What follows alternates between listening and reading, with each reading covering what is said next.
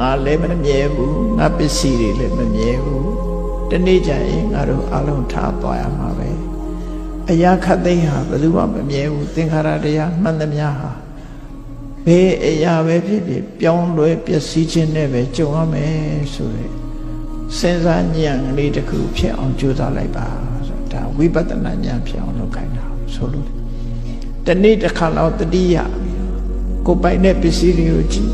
đến đây cho nó mà đâu ra đây thả cái à đến đây cho nó mà đâu thả cái à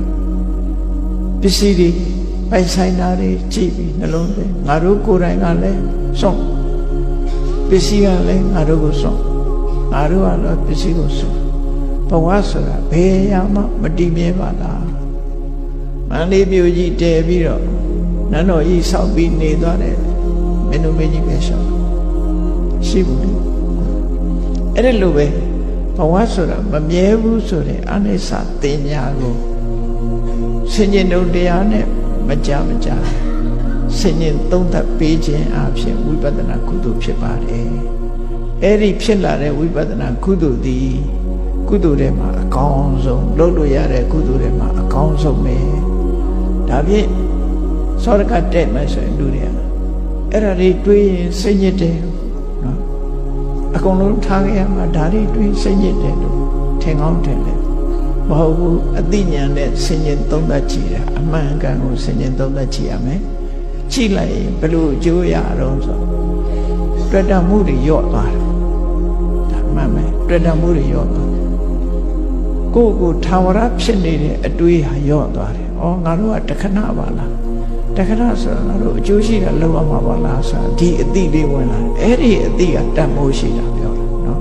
။တွေ့တာမှုတွေကိုရှော့ချနိုင်တယ်။အတိနဲ့မှတွေ့တာမှုကိုရှော့ချ။တွေ့တာမှုရှော့ချနိုင်မှရှင်ထဲကတောကဆိုတာရှော့ချလို့ရတယ်။စဉ်းစားကြည့်လေကိုယ်နဲ့မပိုင်တဲ့ပစ္စည်းတွေလည်းဘယ်သူမှတောကမရှိဘူးကိုမသိတဲ့လူတယောက်အတွက်လည်းဘယ်တော့မှတောကဖြစ်ဘူးတောကဖြစ်တာကိုနဲ့ခင်မင်းယဉ်နေမှုကိုအကြောင်းပြုတယ်ကိုပိုင်ဆိုင်မှုကိုအကြောင်းပြုပြီးလူတွေဟာစိတ်ပူနေကြတာဖြစ်တယ်အဲ့ဒီစိတ်ပူမှုတွေကိုမခံစားချင်ဘူးဆိုလို့ရှိရင်တွေ့တာမှုတွေဖြောက်လိုက်ပါကြိုးစားပြီးတော့ဘာနဲ့ဖြောက်မမြဲဘူးဆိုတဲ့သဘာဝတရားကိုဆင်ញင်သုံးသပ်ပြီးတော့ရှော့ချပြီးဖြောက်ပါဒီနီးဒီဆေးရလွယ်လို့တခြားနေမရှိဘူးမြတ်စွာဘုရားဟောတာနော်အေးဒါကြောင့်မို့ဘဝရရှိလာတဲ့အခါမှာပစ္စည်းဥစ္စာနဲ့ပတ်သက်လာလို့ရှိရင်